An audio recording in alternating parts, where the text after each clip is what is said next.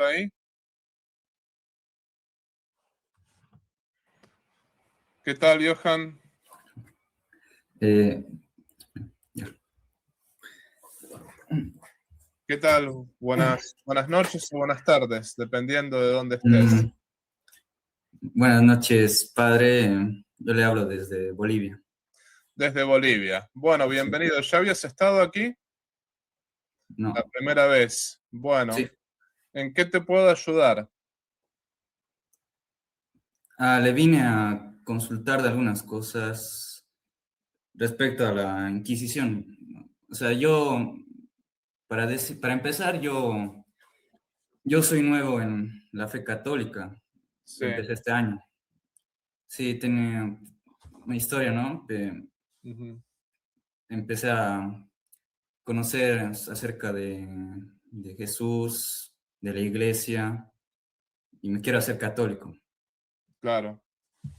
¿Y qué pasa? Que estaba investigando de la Inquisición y básicamente mi hermano no cree, no es católico. Y yo le estaba hablando, ¿no? De que se una a la iglesia, que se una a la fe y me envió un video de la Inquisición de History Channel. Lo Sí, vi ese video y aquí quería preguntarle a usted, pues. sí, sí. No, History Channel no es para nada confiable. Empecemos por ahí, ¿no? Es mucha leyenda negra. La Inquisición existió, eso no lo vamos a negar. La Inquisición existió.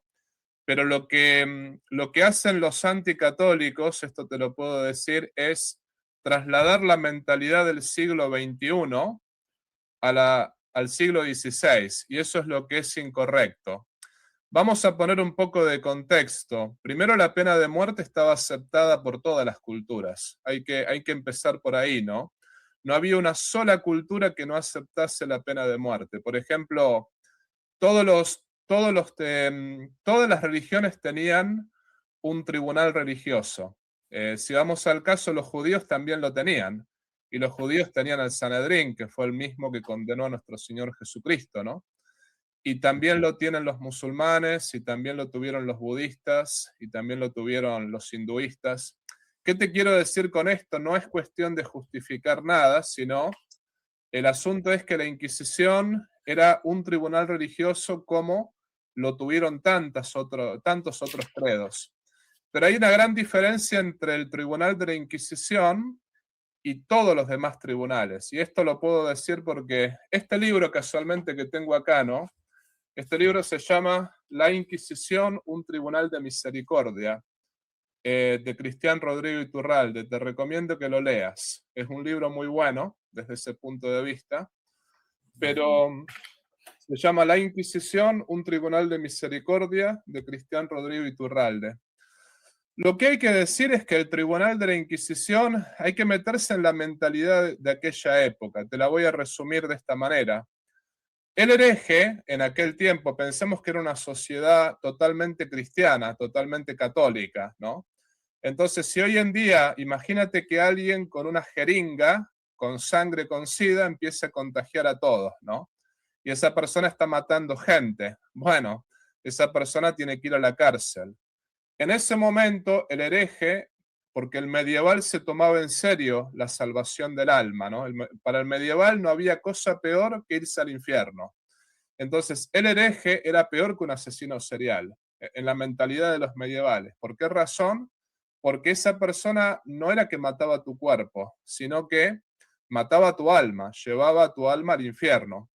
Entonces, la gente no quería ninguna garantía para los herejes, o sea, la gente los quería linchar. ¿Qué fue lo que sucedió? Que el Tribunal de la Inquisición fue creado para poder juzgar al hereje y que el pueblo no lo linchara. Ahí está el punto, porque si no, lo que hacían era justamente tomaban justicia en mano propia. Entonces, los números hablan, más o menos, hubo, no sé, unos 150.000 casos en toda la Inquisición, ¿no? 150.000 casos. Los autores que dicen que hubo más muertos, dicen que hubo 10.000. O sea que de esos 150.000 juzgados, solamente 10.000 terminaron en el patíbulo. Pero los autores más serios, tipo Meléndez Pelayo, Iturralde, el mismo Sáenz, dice que de 150.000 casos, solamente 2.000 terminaron en el patíbulo. ¿Qué significa?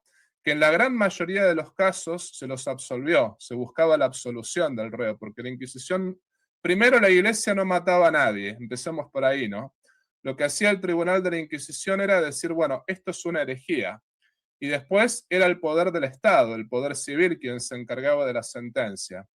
Pero la Iglesia tenía un arreglo con el poder civil que decían, bueno, si realmente el hereje se arrepiente, ustedes le tienen que perdonar la vida. Entonces, más o menos de 150.000 casos, 2.000 terminaron en el patíbulo. Vamos a hacer algunas comparaciones, lo cual no es para justificar nada, pero para entender cómo se manejaba este tribunal y cómo se manejan otros tribunales. El comunismo ateo, por ejemplo. 100 millones de muertos en el siglo XX solamente. Vemos que el comunismo ateo, los tribunales del Kremlin, los tribunales de la KGB, los tribunales cubanos, comparados con la Inquisición, yo te diría que son, no sé, la Inquisición son bebés de pecho, ¿no? O lo mismo, por ejemplo, si comparamos los tribunales protestantes, el mismo Enrique VIII y la misma Isabel de Inglaterra, en menos de 40 años mataron 70.000 personas, por ejemplo, ¿no? O si hablamos, por ejemplo, no sé, del Islam. El Islam hasta hoy en día te corta la cabeza por simplemente tener otra fe en varios de los países musulmanes, ¿no? Los budistas y los hinduistas, 30 millones de muertos entre sus tribunales y guerras, ¿no? ¿Qué te quiero decir con todo esto? Que comparado, o sea, todo el mundo estaba a favor de la pena de muerte, absolutamente todo el mundo en ese momento. Y la Iglesia, con este tribunal de la Inquisición, era mucho más tolerante que todos los demás tribunales. A eso es lo que vamos, ¿no? Que en una sociedad donde la pena de muerte era socialmente aceptada, digamos que la Iglesia tenía un tribunal que no buscaba la condena del reo, sino buscaba que el reo se convierta. Ahora, ¿había inquisidores malos? Sí, los había.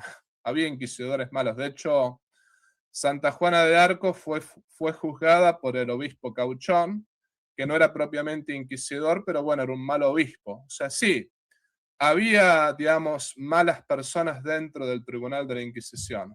Había manzanas podridas dentro del Tribunal de la Inquisición, pero el tribunal en cuanto tal fue bueno. Para aquel tiempo fue bueno. No significa que tengamos que volver a eso. Yo no estoy diciendo, bueno, a ver, hoy en día sería necesario un tribunal de la Inquisición, pero para aquel tiempo fue un buen tribunal porque te pongo este ejemplo. Si la Iglesia no hubiese tenido este tribunal, hubiesen muerto muchas más personas, porque la gente no hubiese juzgado al hereje, lo hubiese matado con las propias manos. Gracias a que estuvo este tribunal, hubo mucho menos muertos, y hubo mucho menos sangre que corrió, por decirlo así, ¿no? Entonces, para aquel tiempo fue necesario. Para los tiempos actuales, bueno, podríamos imitar el proceder del Tribunal de la Inquisición, que era muy íntegro en cuanto a los procesos. No es que tenemos que volver a eso necesariamente, ¿no? Pero te recomiendo este libro. Este libro te puede ayudar muchísimo, ¿no? La Inquisición, un tribunal de misericordia, de Cristian Rodrigo Iturralde. No sé si te respondí la pregunta. Sí, sí me ha respuesto, pero no, yo entiendo por qué sucede, ¿no? Ya había escuchado esa respuesta antes. Le quería preguntar algo más, era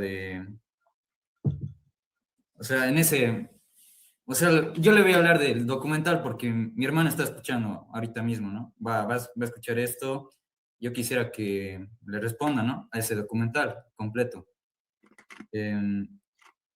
Primera es del sincretismo de la Virgen de Guadalupe. O sea, si no estoy mal, en ese documental dice que convierten a un dios pagano, creo que dios azteca o maya, en la Virgen de Guadalupe, algo así. No sé, ¿eso sería sincretismo o...? Eso es falso. La Virgen de Guadalupe nunca fue un dios, digamos, ¿no? Y por otra parte, el Discovery Channel o, por ejemplo, el History Channel nunca presentan pruebas de por qué dicen eso. Simplemente se basan en leyendas. El hecho de que haya gente, porque eso puede haber, ¿no? Puede haber realmente gente mexicana que por ahí idolatre a la Santísima Virgen María, pero eso no es lo que enseña la Iglesia, ¿no? La Virgen de Guadalupe nadie la ha idolatrado ni tampoco, no es ningún dios azteca, todo lo contrario. Los dioses aztecas eran los dioses a los cuales se inmolaban la sangre de muchos esclavos. De hecho, los aztecas, primero que fue un pueblo demasiado feroz, por otra parte, que eran los conquistadores que estaban en ese tiempo, y los aztecas, según varios autores, ofrecían muchísimos sacrificios humanos al año. Hay un autor que, por ejemplo, es el mismo Jean Dumont, que dice que en 4 días los aztecas ofrecieron más de 80.000 sacrificios humanos. Si son 80.000, si son 25.000, acá la cosa es que realmente están los altares y están, por ejemplo, todas las placas donde se muestra que los aztecas masacraban pueblos enteros y ofrecían constantes sacrificios humanos a sus dioses, ¿no? Entonces, ya por el vamos, la Santísima Virgen María no tiene nada que ver con los dioses aztecas, porque justamente la Virgen María se presenta como madre, y los dioses aztecas estaban muy lejos de ser padres o madres para los indígenas. Eran más bien opresores, ¿no? Que simplemente era el dios de aquellos que eran la casta, los caciques o la nobleza, pero la gran mayoría del pueblo estaba sometida a estos dioses. Y todo lo contrario, la Santísima Virgen María, cuando justamente Cortés vino con los españoles, que eran, imaginémonos que 500 españoles no podían derrotar a 6 millones de aztecas, no era imposible. O sea, si fueron derrotados los aztecas fue por 2 motivos. Primero, porque se les unieron varias tribus que eran oprimidas por los aztecas a los españoles, ¿no? Y segundo, fue el milagro de la Virgen de Guadalupe, como bien lo sabemos, ¿no? La Virgen de Guadalupe, primero que los aztecas, al haberse convertido al cristianismo, recuperaron una libertad que antes no tenían, porque por ejemplo la gran masa del pueblo de los aztecas no tenía ni propiedad privada, inclusive el matrimonio estaba totalmente legislado por leyes totalmente, podríamos decir, racistas, ¿no? Que no se podía uno casar con la mujer que uno quisiera, y al mismo tiempo la mujer era usada, por ejemplo, como objeto y venta, o sea, como compra y venta, o era utilizada para la prostitución. Tenían ese tipo de cosas, ¿no? Entonces, ¿qué quiero decir con esto? Que la venida de la Santísima Virgen María no tiene nada que ver con los dioses aztecas, todo lo contrario, ¿no? Eso tiene que ver con la Madre de Dios, que no es adorada, sino que es venerada. Y justamente en la Madre de Dios, los aztecas encontraron un gran puente para llegar al mismo Dios. Pero nadie la idolatraba, ni tampoco nadie la adoraba como un dios, ¿no? Sino que todo lo contrario, se vio en ella la figura de una madre que cuida a sus hijos, que era una figura que, por todo lo que te estaba contando yo recién, los aztecas no la tenían, ¿no? Gracias, padre. Algo más eh, era sobre los judaizantes y los judioconversos. O sea, aquí en este documental hace una comparación entre lo que hizo la Inquisición con los judíos y la Alemania nazi. Hace una comparación, algo así, ¿no? Y dice que la Inquisición es digamos, una tipo causa, ¿no? ¿Cómo puedo decir? Tipo, o sea, por culpa de la Inquisición, existió lo que es los campos de concentración, ¿no? O sea, que Hitler se inspiró, digamos, de la Inquisición o algo así. Es que en realidad no tiene nada que ver una cosa con la otra, ¿no? O sea, es totalmente, no tiene conexión. Primero porque la Inquisición era un tribunal. Es como decir más o menos que, bueno, que Hitler se inspiró en los tribunales argentinos del 1800, o sea, no tiene nada que ver, ¿no? La Inquisición era un tribunal que juzgaba gente y no juzgaba gente por su raza. Es más, todo lo contrario. No podían ser juzgados los no cristianos en la Inquisición. Por ejemplo, los judíos no estaban bajo el tribunal de la Inquisición, como tampoco estaban los indígenas en América. Ninguno de ellos estaba bajo el tribunal de la Inquisición. O sea que era un tribunal que juzgaba la causa de los cristianos, pero no juzgaba nunca a los no cristianos. Entonces, por ese lado, no tiene nada que ver porque Hitler justamente juzgaba a los judíos por ser judíos. Esa era la diferencia, ¿no? O sea, lo de él era una visión totalmente racista. El Tribunal de la Inquisición no tiene nada que ver con eso. Y es más, era muy distinto en cuanto al juicio de las causas porque, por ejemplo, mientras la Inquisición juzgaba solamente a los cristianos, no era tan así entre los protestantes. Entre los protestantes juzgaban a quien fuera. Por ejemplo, si te tenían que colgar, te colgaban siendo judío, siendo musulmán, siendo lo que fueres, ¿no? La Inquisición era solamente para los cristianos. En cuanto a lo que me estás comentando de los nazis, no tiene nada que ver, no, ya creo que te lo demostré con lo que acabo de decir, pero la Iglesia se opuso al nazismo y se opuso de manera muy radical. Por ejemplo, si bien hubo un convenio entre la Iglesia y Hitler, también podríamos decir que ha habido un convenio entre todos los países de Europa y Hitler, porque Hitler no se mostró como lo que era desde el inicio, sino que se mostró después, ¿no? Pero, por ejemplo, ya en 1937, la Iglesia sacó a través de Pío XI el Mitbrander Sorge, este documento que significa con profunda preocupación, que justamente denuncia las teorías racistas de Hitler. Y antes de eso, inclusive podríamos decir, 1933, Hitler no llegó al poder con el voto católico. Los católicos votaron a Zentrum, al partido católico. Y pensemos que Alemania, 70% es luterana y 30% es católica. O sea que Hitler no subió al poder con el voto católico, ¿no? Subió al poder con el voto luterano. Esa es la realidad, mal que le pese a muchos, ¿no? Pero después, por otra parte, lo que hay que decir es que Pío XII, que tan acusado está por no haber ayudado a los judíos, todo lo contrario. Pío XII ayudó a rescatar más de 800.000 judíos. Es más, vendió vasos del Vaticano y, digamos, instrumentos y también, digamos, paramentos litúrgicos para poder rescatar a judíos que estaban en campos de concentración. Y al mismo tiempo hizo tantas obras de caridad por los judíos que el mismo rabino de Roma, Eugenio Soli, se terminó convirtiendo al catolicismo, ¿no? Así que, bueno, no tiene nada que ver la Inquisición con el nazismo, ¿no?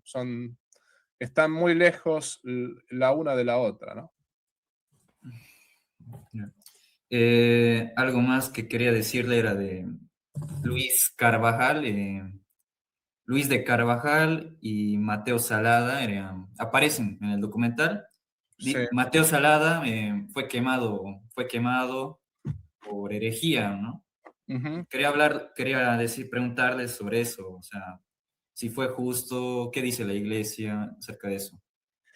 La realidad era la siguiente, a los herejes se los quemaba, esto es una realidad, ¿no? Se los quemaba porque hay que tener en cuenta esto, que Santo Tomás, y tenemos que meternos en la época, en la mentalidad de aquel tiempo, ¿no? Eso es lo que te quiero decir. Si hoy nos preguntamos, ¿está bien quemar un hereje? No es que esté bien, obviamente que no hay que quemar a alguien que piensa distinto. Pero te voy a decir esto, Johan, los herejes no eran simples personas que pensaban distinto. Muchas veces hay que también tener esto en cuenta. Por ejemplo, está el caso de los cátaros albigenses. Te voy a poner este caso simplemente, ¿no? Que eran herejes también. Los cátaros albigenses, Raimundo VII, que era el conde cátaro albigense, les tendió una emboscada a varios obispos y a varios frailes y les cortó la cabeza en una catedral. O sea, lo que pasaba con muchos herejes era que eran revolucionarios, y el caso de los cátaros albigenses terminaron matando mucha gente, terminaron teniendo un ejército donde mataban católicos, mataban frailes, ¿no? Entonces, el hereje no era un simple, alguien que pensaba distinto simplemente, ¿no? El hereje era alguien que con su herejía al mismo tiempo producía escándalo social y producía caos social. En muchos casos producía guerras y producía matanzas, ¿no? Entonces, sí, digamos, la iglesia propiamente combatía al hereje en cuanto tal. Lo que hay que decir es lo siguiente. Este Miguel no fue asesinado por la iglesia. Yo no lo diría así, ¿no?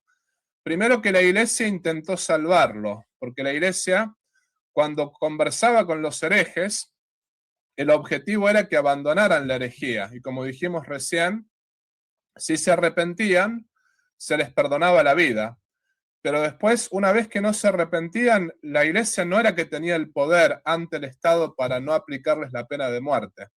La iglesia no aplicaba la pena de muerte. La pena de muerte la aplicaba el poder civil. O sea que la iglesia no tenía el poder.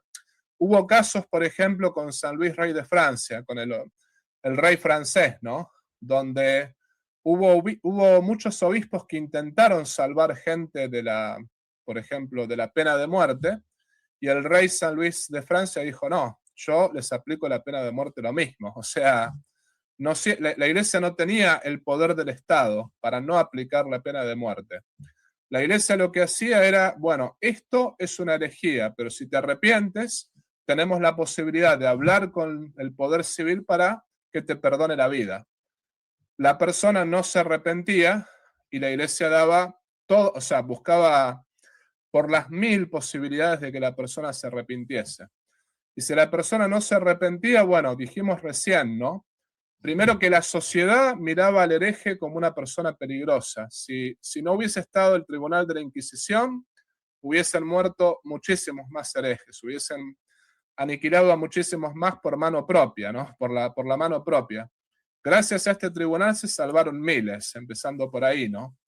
Y por otra parte, lo que hay que decir es, la persona que cometía la herejía no era un simple, o sea, cuando era una cosa así pública, ¿no?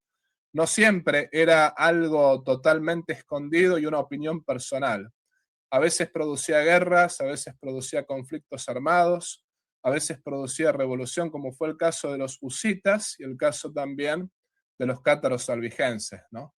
Entonces, la conclusión que te digo, ¿no? Sí, la herejía era condenada en toda cultura. Los judíos mataban a los herejes, los musulmanes mataban a los herejes, los protestantes mataban a los herejes, también lo hacían los comunistas ateos, ¿no? Que mataban a los creyentes, por decirlo así, ¿no? Los hinduistas, Gandhi fue asesinado, por ejemplo, por un fiel hinduista que lo consideraba un hereje, ¿no? Lo mismo los budistas. Eso ocurría en todas las culturas. La iglesia lo que hizo fue ser la más tolerante y, por decirlo así, fue la que más salvó gente que pensaba distinto, porque gracias al Tribunal de la Inquisición, de 150.000 casos, bueno, solamente 2.000 terminaron en la hoguera. Se salvó mucho más de lo que se hubiese perdido si no hubiese existido el Tribunal de la Inquisición. Pero sí, la herejía era penada con la muerte, digamos, en aquellos tiempos, ¿no?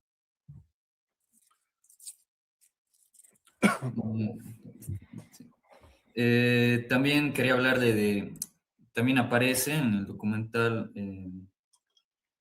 sobre la expulsión de los judíos, eso, o sea, y esto lo hablo con mi hermano, decía que esto fue decisión de la iglesia, por culpa de la iglesia, expulsaron a los judíos, eso. No sé si le quieren, si responden, si hay Sí, una respuesta para eso. lo que hay que decir es que el caso de los judíos fueron expulsados no por la iglesia, fueron expulsados por Isabel la Católica. Quien recomendó la expulsión de los judíos fue Tomás de Torquemada, que era de origen judío. Casualmente Tomás de Torquemada, el famoso inquisidor, era de origen judío.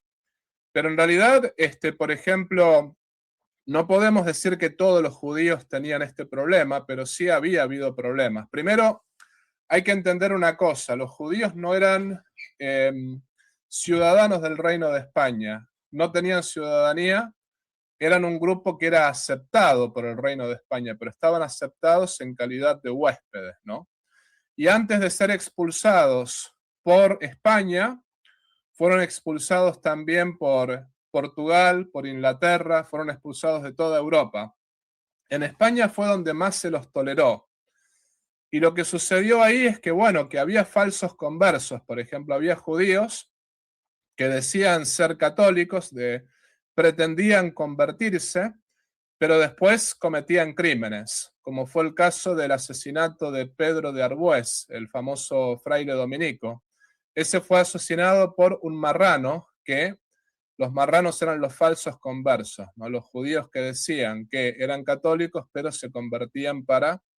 Y después esto está probado, muchos de ellos practicaban la usura, tenían muchísimo dinero, entonces cuando los cristianos estaban en una situación de necesidad, les pedían hasta 200% de interés por el préstamo o cosas por el estilo, y cometían otro tipo de crímenes, como por ejemplo infiltrarse en las cortes del rey, y además de asesinar a los ministros del rey, por ejemplo, tratar de envenenarla a la misma Isabel la Católica. Eso también ocurrió, ¿no? O sea, hubo realmente crímenes de parte, no de todos los judíos, pero sí de parte de muchos de ellos.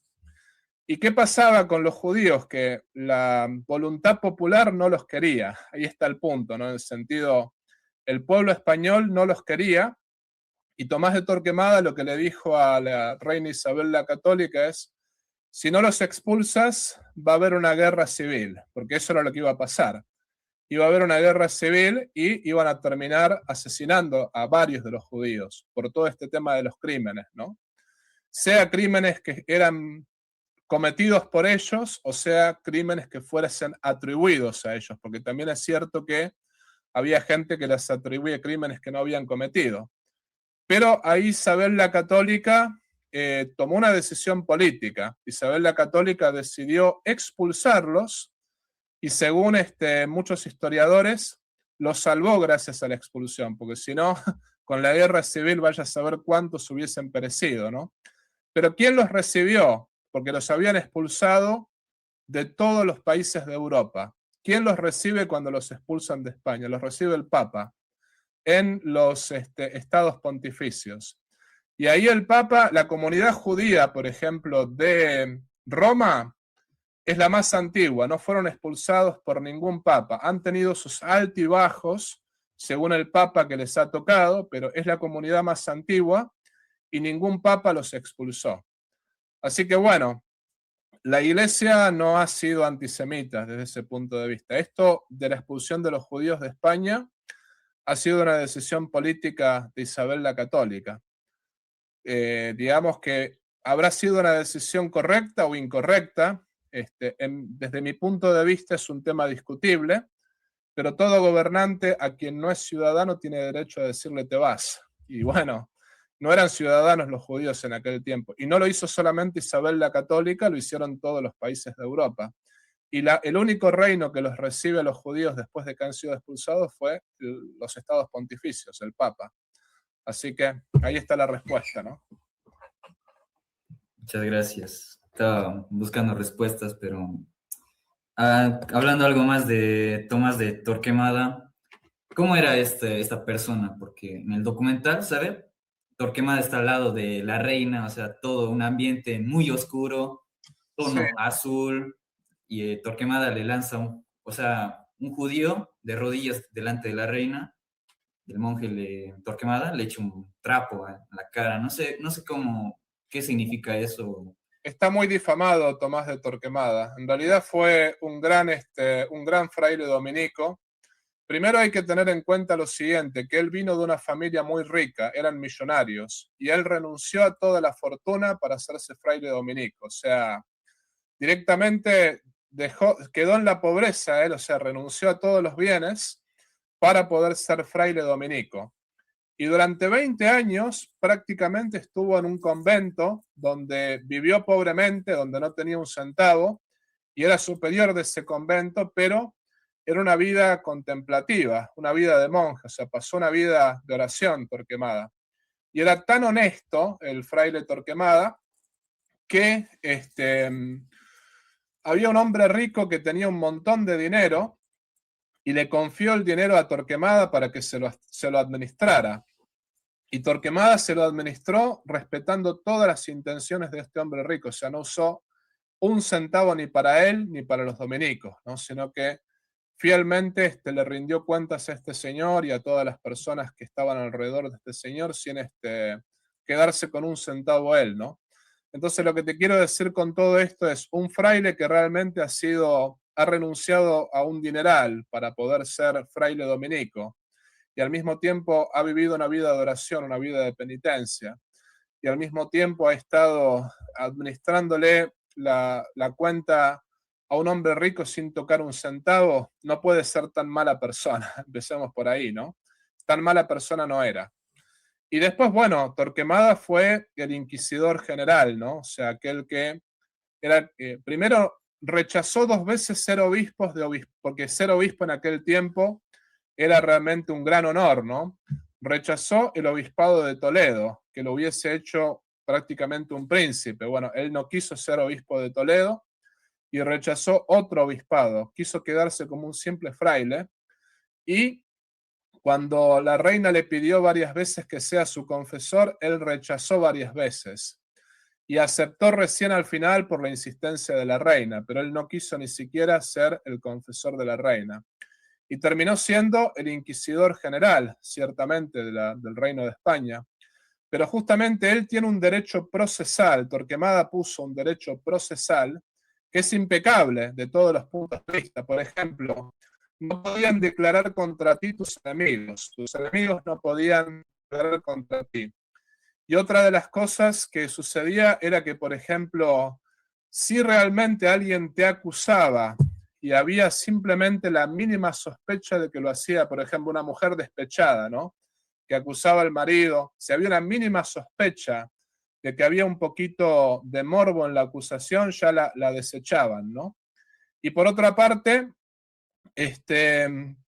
no se podía poner como juez a una persona que tuviese alguna animadversión contra el reo. Por ejemplo, si se sabía que el juez tenía algún rencor o alguna bronca contra el reo, cambiaban el juez, eso también pasaba. Y otra de las cosas que estableció Torquemada era que a la persona siempre se le dé las 1000 posibilidades, por ejemplo, se le daba las 1000 posibilidades de retractarse y si simplemente la persona se retractaba, se le perdonaba la vida. Es decir, el derecho procesal que instaló el mismo Torquemada fue un derecho procesal, pero impecable de todo punto de vista. Inclusive, él mismo juzgó, yo no me acuerdo qué cantidad de casos, pero me parece que durante el tiempo que él estuvo, hubo más de 10.000 casos. Y bueno, de esos 10.000 casos, solamente 20 terminaron en el patíbulo, ¿no? O sea, ahí uno podía ver cómo Torquemada tenía una gran misericordia hacia todas las personas que juzgaba, ¿no? Sino que buscaba prácticamente la absolución, no buscaba la condena.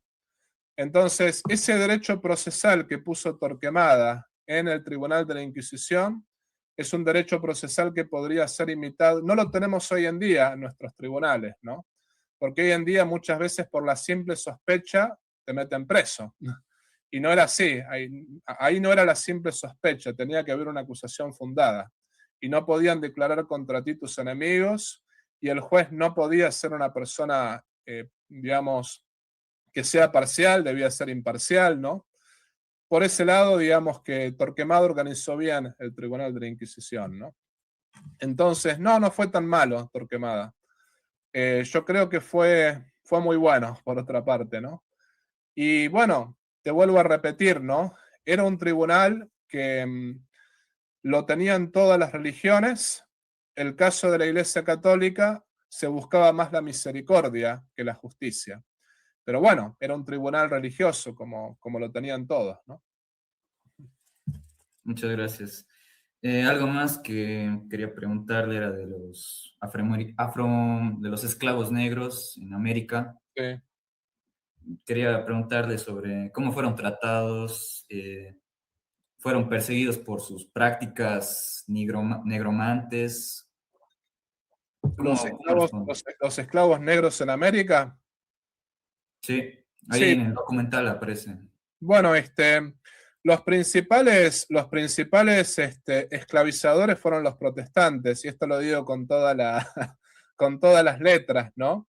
Donde realmente hubo esclavos negros fue en la América del Norte y al mismo tiempo en el África, donde ahí realmente trajeron muchos para América del Norte. O sea, los holandeses y los ingleses, que eran anglicanos calvinistas, ellos fueron los primeros comerciantes de esclavos. Lo mismo los musulmanes hasta hoy en día tienen esclavos, ¿no? En Pakistán hay esclavos cristianos.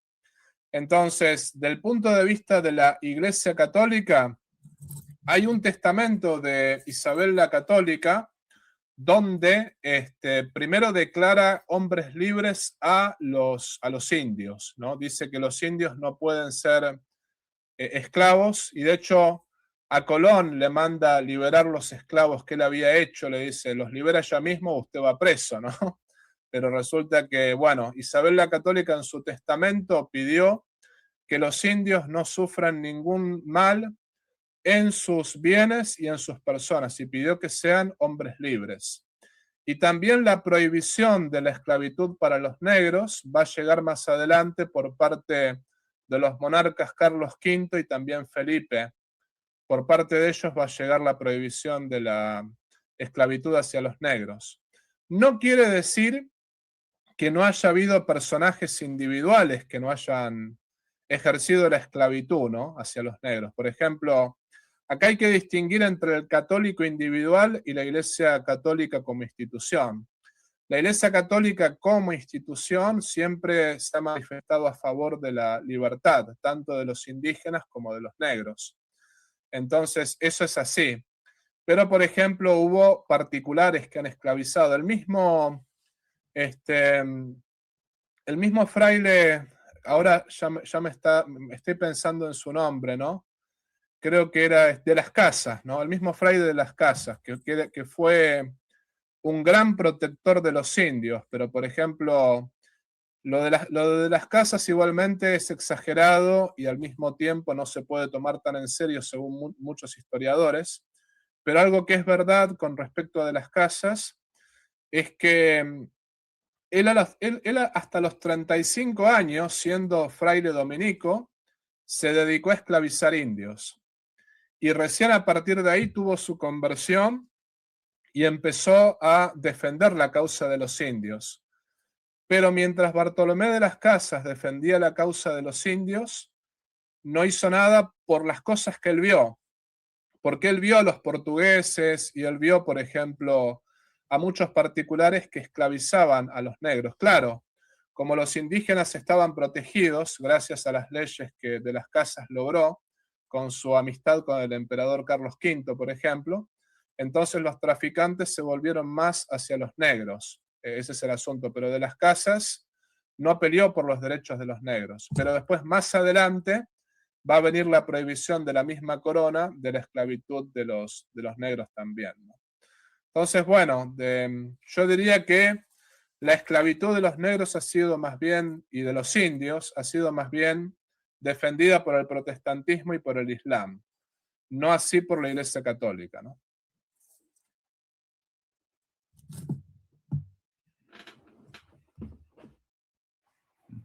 Muchas gracias. Para terminar, quería hablar de sobre que la iglesia, o sea, el documental termina diciendo de que la iglesia pide perdón por todo esto que dicen que pasó, ¿no? Como, No, de qué pidió perdón Juan Pablo el II, creo Papa que Juan es. Pablo II en el 1994 empieza a organizar un simposio, una investigación sobre el Tribunal de la Inquisición y sobre todo ese tipo de cosas. Y, por ejemplo, estuvieron los cardenales Cotier, Ratzinger, después Papa Benedicto XVI, Echegaray, estuvieron varios cardenales. Y en el 1998, cuando preparan el pedido de perdón, ¿no? En orden al tercer milenio, lo que todos concluyen es que no se puede pedir perdón por el Tribunal de la Inquisición en cuanto tal. No. Todos los cardenales que lo ayudaron al Papa Juan Pablo II lo que dijeron fue que el Tribunal de la Inquisición fue necesario en su tiempo. Lo que se pidió perdón fue por pecados de particulares, o sea, por los pecados de los malos miembros de la Iglesia. Porque en el Tribunal de la Inquisición no todos fueron santos, ¿no? Lo mismo en todas las cosas que la Iglesia hizo, las mismas cruzadas, bueno, toda esa cuestión. No se pide perdón por las cruzadas en cuanto tal, porque fueron necesarias. Gracias a eso no somos islámicos hoy en día, ¿no? No se pide perdón por el Tribunal de la Inquisición en cuanto tal, pero bueno, se pide perdón por las malas manzanas de esos tribunales. Pero tanto el cardenal Cotier, como Ratzinger, como Echegaray, como todos los que intervinieron y todos los que armaron este pedido de perdón, lo que dijeron fue que por el tribunal no se pide perdón en cuanto tal. Lo mismo por las cruzadas, por ese tipo de cosas no se pide perdón. Se pide perdón por las malas manzanas. Realmente dentro de esos tribunales hubo mala gente. Pero una cosa es decir que el tribunal es malo y otra cosa es decir que una persona, un juez es malo. El tribunal no fue malo, las cruzadas tampoco. Lo que fue malo es alguno que otro juez. Y bueno, se pidió perdón por los malos miembros, más que nada por eso, ¿no? Muchas gracias, padre. Y quería terminar con esto. Esta pregunta me hizo mi hermano y me decía, ¿quién tiene la verdad? ¿Quién tiene la verdad? Sí. Yo diría que la verdad nos tiene a nosotros. Nosotros no tenemos la verdad. Esto decía el Papa Benedicto XVI, la verdad nos tiene a nosotros. Nosotros creemos que Jesucristo es la verdad y creemos que la Iglesia Católica es la única verdadera, pero lo que creemos es lo siguiente, que nosotros no somos dignos de la verdad, es decir, los católicos podemos ser más pecadores y peores personas que los no católicos. Sin embargo, estamos en la verdad, no por mérito nuestro, sino porque la verdad nos tiene a nosotros, más que nada por eso. Entonces, la verdad está en Jesucristo y en la Iglesia Católica, y nosotros, los que somos católicos, no somos mejores que los no católicos, pero la verdad nos tiene a nosotros, no por mérito nuestro, sino porque Dios es misericordioso. Y por eso nosotros queremos compartir esa verdad con todas aquellas personas que no la tienen, ¿no? Más que nada es eso. Muchas gracias, muchas gracias. ¿Será que Bueno, pueda pedir bendición por la conversión de mi hermano? Porque por supuesto, por supuesto. no solo de él, también tengo otro hermano, es protestante, cristiano, no denominacional. También quería, si también me puede ayudar, ¿no? A convertirlos, acercarlos a la verdad, digo, ¿no? Reza por ellos y nosotros vamos a rezar por ellos, porque todo esto que estamos diciendo ahora los puede ayudar. Ahora, nadie se va a convertir por un discurso de un sacerdote o un obispo, ¿no? Quien se convierte porque Dios le toca el corazón. Así que puedes compartirles este video y desde ya voy a tenerlos en mis oraciones y vamos a rezar para que se conviertan. Y vamos a rezar sobre todo para que abran los ojos, ¿no? Y para que puedan ser iluminados por la luz de la verdad, ¿no? Pero desde ya cuenta con mis oraciones con ellos y para contigo. Y gracias por haber entrado hoy en día, ¿no? Y te doy la bendición y al mismo tiempo hacemos una oración por tu hermano y por las personas que quieras rezar. En el nombre del Padre y del Hijo y del Espíritu Santo. Amén.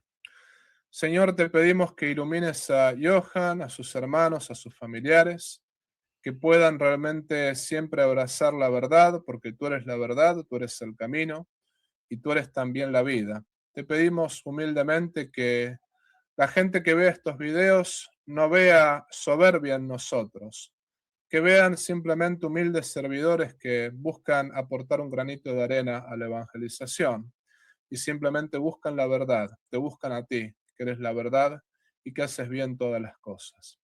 Y la bendición de Dios Todopoderoso, que es Padre, Hijo y Espíritu Santo, descienda sobre ti, sobre tu familia y permanezca para siempre. Amén.